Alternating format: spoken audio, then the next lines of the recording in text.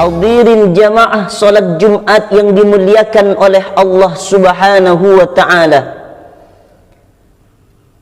Ada satu perkara dalam kehidupan ini yang kehadirannya tidak diharapkan oleh setiap manusia yang hidup. Satu perkara yang bisa memutuskan kenikmatan-kenikmatan manusia dengan segala yang dicintai oleh manusia dalam kehidupan di dunia ini, baik itu pangkat, jabatan, anak, istri, kemewahan dunia, harta, segala yang menjadi kesenangan manusia.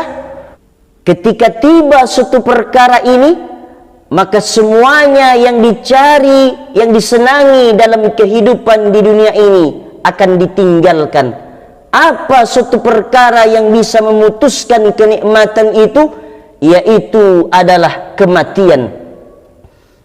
Ketika kematian menjemput nyawa seseorang, maka yang segala yang dicari dalam kehidupan di dunia ini, segala yang dicintainya akan dia tinggalkan. Maka maut akan merenggut segalanya. Maut akan memisahkan segala yang dicintai oleh manusia dalam kehidupan di dunia ini. Kullu nafsin za'iqatul maut. Setiap manusia yang bernyawa, setiap manusia yang punya nafas pasti akan merasakan kematian. Kematian itulah yang membuat manusia itu akan mengakhiri kehidupan di atas muka bumi Allah Subhanahu wa ta'ala. Maka suatu ketika malaikat Jibril datang kepada Rasulullah sallallahu alaihi wasallam seraya memberikan nasihat, yang artinya juga memberikan nasihat kita selaku umat Nabi Muhammad sallallahu alaihi wasallam. Kata malaikat Jibril, "Wa ahbib ma syi'ta fa innaka mufariquhu." Cintailah apa yang ingin kau cintai, senangilah apa yang ingin kau senangi, fa innaka mufariquhu, maka segala yang kau cintai, segala yang kau senangi akan berpisah, akan kau tinggalkan, tinggal hanya kenangan saja. Maka kematian ketika menjemput manusia, kematian ketika menjemput seseorang tidak bisa dielakkan sedikit pun, tidak bisa dihindarkan sedikit pun. Kematian akan datang menjemput manusia. Allah Subhanahu wa ta'ala berfirman di dalam Al-Quranul Karim, "Aynama takunu yudrikumul mautu walau kuntum fi burujim musyayyadah." Dimanapun kamu berada, kematian akan datang menjemputmu meskipun engkau berada dalam suatu benteng yang kokoh, dalam suatu besi, kau paku besi itu supaya terelakkan dari maut. Maka maut pun, malaikat maut akan datang menjemput kematian tersebut. Maka sebelum maut itu datang tiba merenggut, menjemput nyawa kita, persiapkanlah bekal yang banyak untuk menghadap Allah Subhanahu wa ta'ala. Karena bekal yang baik, amal-amal soleh, ketika diberikan usia, diberikan umur oleh Allah Subhanahu wa ta'ala, dapat menjamin kehidupan yang selanjutnya, yaitu dalam kehidupan alam barzah. Jangan berangan-angan dan jangan berandai-andai bahwa setelah kehidupan di dunia ini akan tidak ada lagi kehidupan yang selanjutnya. Itu adalah pemahaman yang paling salah. Setelah kehidupan di atas muka bumi Allah ini berakhir dengan kematian, maka akan ada kehidupan yang selanjutnya, yaitu kehidupan alam barzahnya Allah Subhanahu wa ta'ala. Perbanyak bekal amal baik, perbanyak bekal amal soleh di hadapan Allah Subhanahu wa ta'ala. Al-kayyisu man dana nafsahu wa amila lima ba'dal maut, kata Rasulullah sallallahu alaihi wasallam. Orang yang cerdas, orang yang pintar adalah orang yang beramal untuk kehidupan sesudah mati. Maka ketika maut itu tiba menjemput nyawa seseorang, kita sudah persiapkan amal soleh kita di hadapan Allah Subhanahu wa ta'ala, akan menemui pembelaan-pembelaan yang banyak, tidak akan menghadapi kesulitan-kesulitan di alam barzah ketika kita membawa bekal iman, membawa bekal amal soleh di hadapan Allah Subhanahu wa ta'ala. Ad-dunya darul amal wal akhiratu darul jaza. Dunia ini adalah tempat orang beramal dan akhirat adalah tempat pembalasannya Allah Subhanahu wa ta'ala. Ketika kita pulang menghadap Allah, kita tidak ada lagi penyesalan, karena kita ketika diberikan umur oleh Allah, umur itu dipergunakan untuk beribadah kepada Allah Subhanahu wa ta'ala. Wa ma khalaqtul jinna wal insa illa liya'budun. Tidak aku ciptakan jin dan manusia itu, kata Allah, melainkan hanya untuk beribadah kepada Allah Subhanahu wa ta'ala. Ketika sakaratul maut tiba, ketika kematian datang menjemput ruh kita, saat itulah kita mulai dimandikan oleh orang yang takziah, mulai dikafankan oleh orang yang takziah, mulai disolatkan oleh orang yang takziah. Kemudian kita akan diantarkan ke tempat pengistirahatan yang terakhir, yaitu alam barzah, yang menjadi kendaraan terakhir kita. Keranda mulai diusung, jasad kita terbaring di atas pembaringan yang terakhir. Maka ketika itu, ketika ruh dicabut dari jasad, maka semua yang kita sayangi, semua yang kita cintai akan kita tinggalkan. Tajma'ul mayyita salasun, yang datang mengiringi mayat itu tidak banyak, kata Nabi. Ahluhu, keluarga, anak, istri, handai tolan, kerabat dekat, sahabat sekantor ikut datang mengiring jenazah kita. Maluhu, harta juga ikut datang mengiring jenazah kita.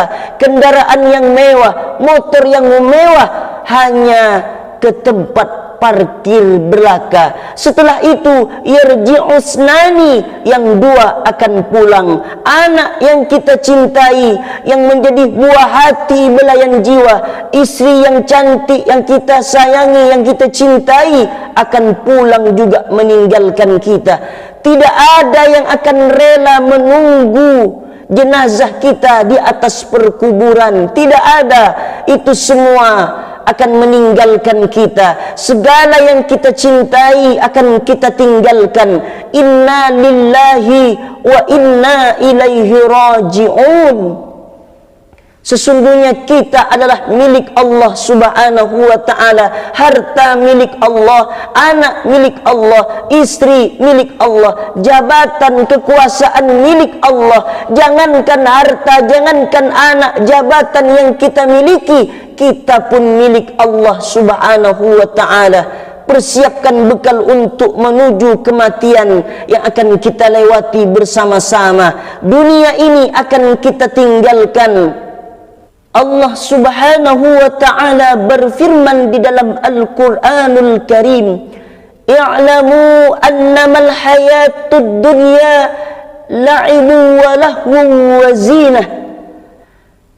Ketahuilah, sesungguhnya dunia ini hanyalah tempat permainan, kata Allah Subhanahu wa ta'ala, tempat bersenda gurauan, perhiasan belaka.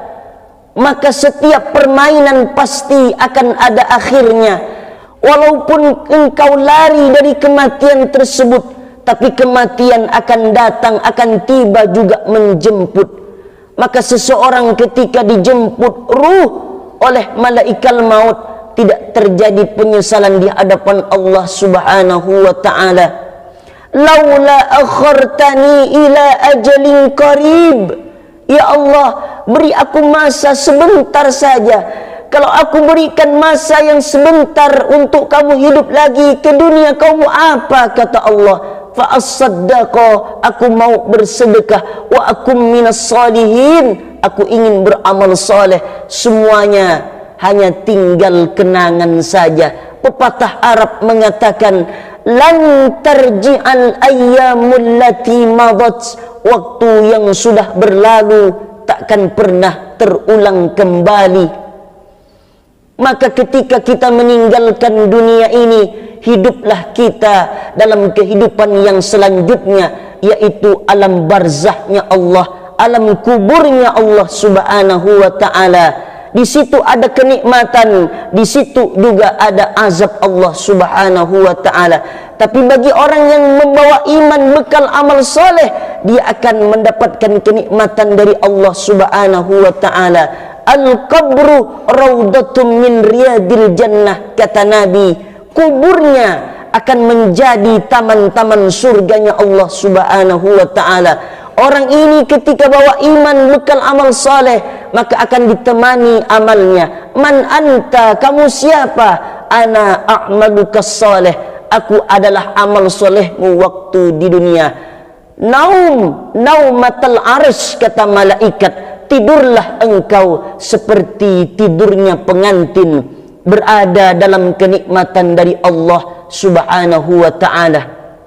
Wa kafa bil mauti wa'iza, cukuplah kematian itu sebagai nasihat.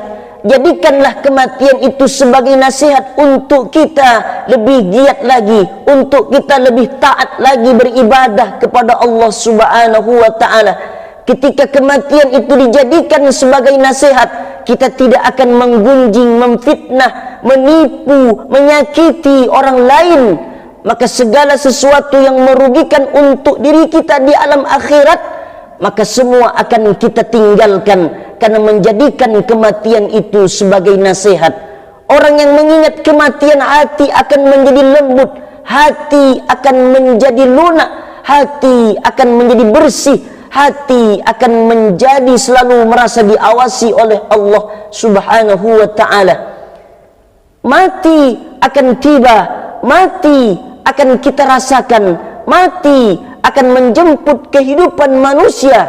Manusia akan berakhir dengan penyesalan yang sangat luar biasa ketika tidak sempat menjadikan kematian sebagai nasihat.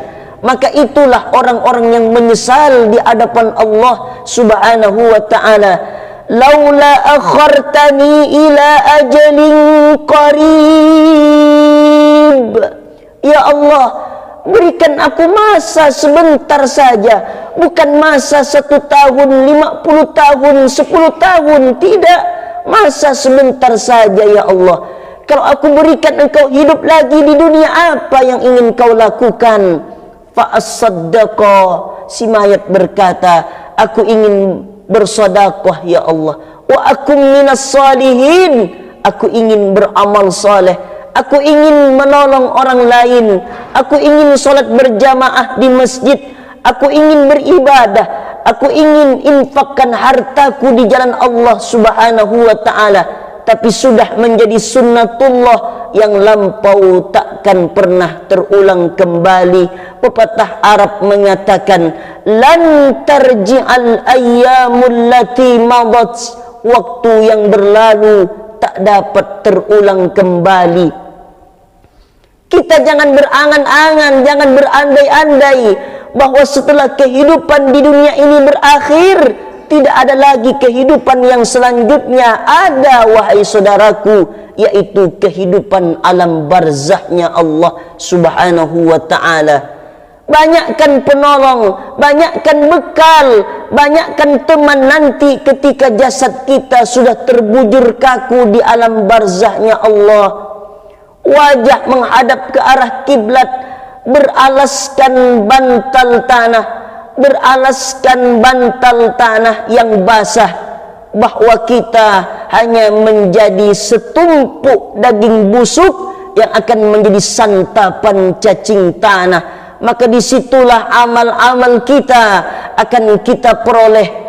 Apakah kita ketika terbujur kaku itu hidup dalam keadaan bahagia atau melarat di hadapan Allah subhanahu wa ta'ala?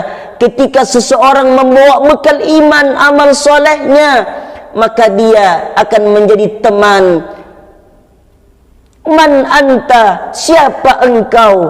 Ana a'maluka salih, aku adalah amal solehmu waktu di dunia. Aku adalah sodakohmu, aku adalah solat Jumat berjamaahmu, aku adalah bacaan solawatmu, aku adalah bacaan Al-Quranmu, aku adalah sedekahmu. Akan menjadi teman yang akan menemani orang itu sampai hari kiamat itu tiba. Barakallahu li wa lakum fil Qur'anil azim, wa nafa'ani wa iyyakum bima fihi minal ayati waz zikril hakim, wa taqabbala minni wa minkum tilawatahu innahu huwal ghafurur rahim.